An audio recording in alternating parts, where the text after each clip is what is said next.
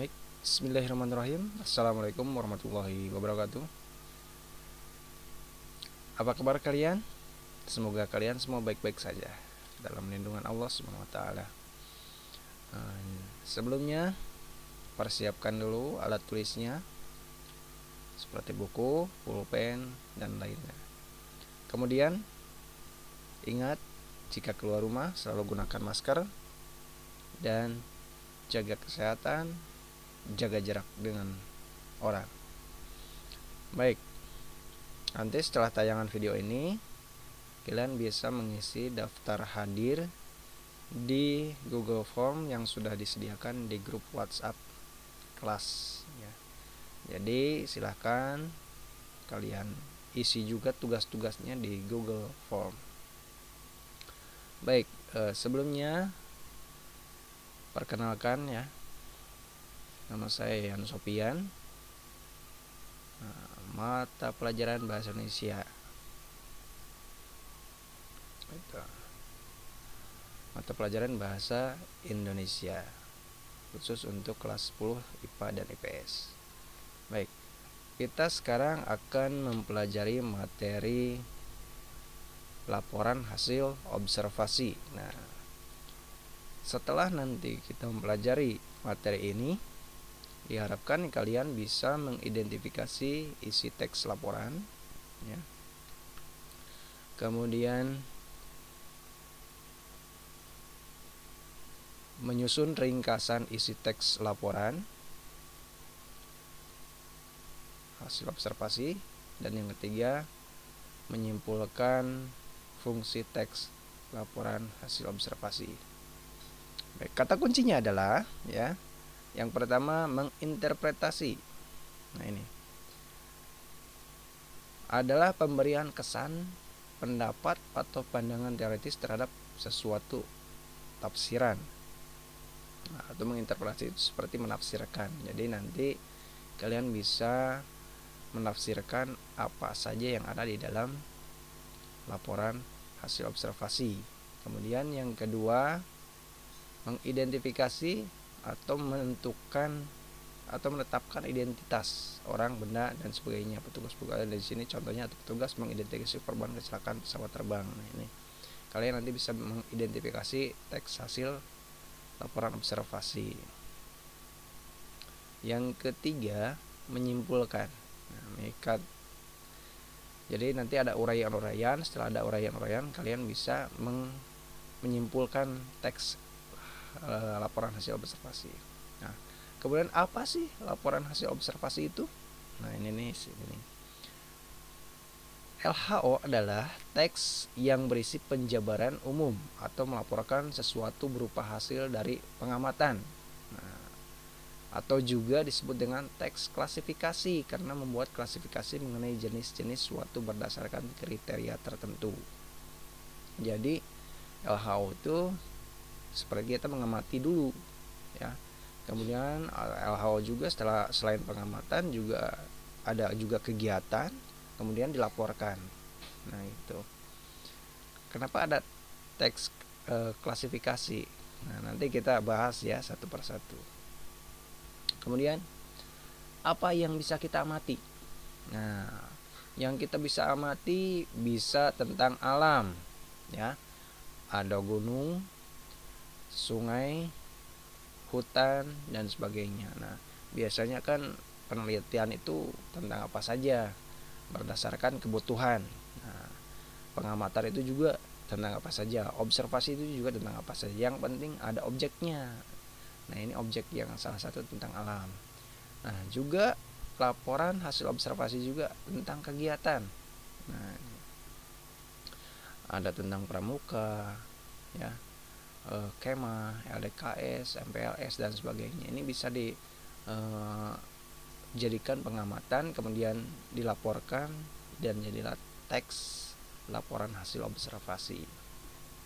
Kemudian ciri teks laporan hasil observasi atau LHO. Nah, ini mohon maaf nih ada kesalahan ya.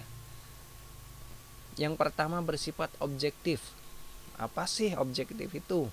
Nah, ini sesuai dengan apa yang kita lihat, kita dengar, atau yang diamati.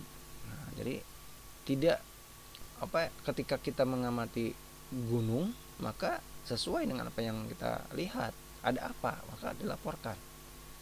Kemudian berdasarkan fakta. Nah, faktanya apa? Ya, tidak mengada-ngada. Kalau di sana jumlah satwa atau binatang ada sekian, ya tulis. Kemudian tumbuhan ada berapa, ya tulis sesuai dengan apa yang kita lihat, tidak mengada-ngada.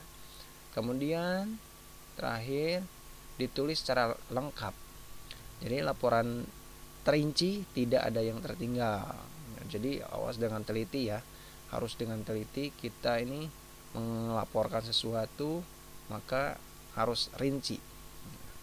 Kemudian apa sih fungsi LHO atau laporan hasil observasi? Yang pertama, memberitahukan atau menjelaskan tanggung jawab, tugas dan kegiatan pengamatan. Jadi fungsinya salah satu dan salah duanya ya. Salah satunya adalah memberitahukan atau menjelaskan tanggung jawab. Nah, ini tanggung jawab. Jadi ketika kita diberikan mandat, kita bertanggung jawab dengan cara melaporkan. Ini. Yang kedua, alat pendokumentasian suatu objek atau pengamatan. Nah, jadi alat dokumentasi. Ketika kita melaporkan, maka ada dokumentasi yang harus kita laporkan gitu. Kemudian struktur teks LHO. Nah, ini di sini ada pernyataan umum. Ya. Berisi tentang hal-hal umum seperti definisi, klasifikasi dan lainnya sebagai pembuka. Nah, biasanya kan dalam LHO itu ada beberapa paragraf tuh. Nah, mana sih pernyataan umumnya? Nah, bisa kalian cari dengan melihat ciri-cirinya itu bersifat umum. Ya. Kemudian biasanya ada definisi. Kemudian ada klasifikasi, tapi klasifikasinya bersifat umum. Ya, bersifat umum. Tidak belum memperinci. Kemudian yang kedua, deskripsi bagian. Nah, berisi penjelasan rinci. Nah, ini baru. Tadi kan ini bersifat umum, yang pertama, yang kedua bersifat rinci. Nah, jadi penjelasannya ada di paragraf berikutnya biasanya. Ya. Kemudian yang ketiga, deskripsi manfaat. Nah, biasanya di paragraf selanjutnya ada manfaat-manfaat dari objek yang kita teliti, ya, atau yang kita amati. Baik, di sini saya mempunyai contoh ya. Nah, ini. Seperti yang sudah kita bahas tadi dalam struktur teks hasil observasi, yang pertama itu ada yang namanya dengan apa tadi? Definisi atau pernyataan umum. Nah, pernyataan umum ya. Wayang adalah, nah ini ciri-cirinya ya, biasanya objeknya dijelaskan. Kemudian wayang merupakan, nah ini sudah ke pernyataan umum. Ini struktur yang pertama. Nah, dijelaskan ya, secara umum wayang adalah, wayang merupakan. Nah, ini struktur yang pertama, struktur LHO yang pertama. Yang kedua, nah ini baru diperinci, deskripsi.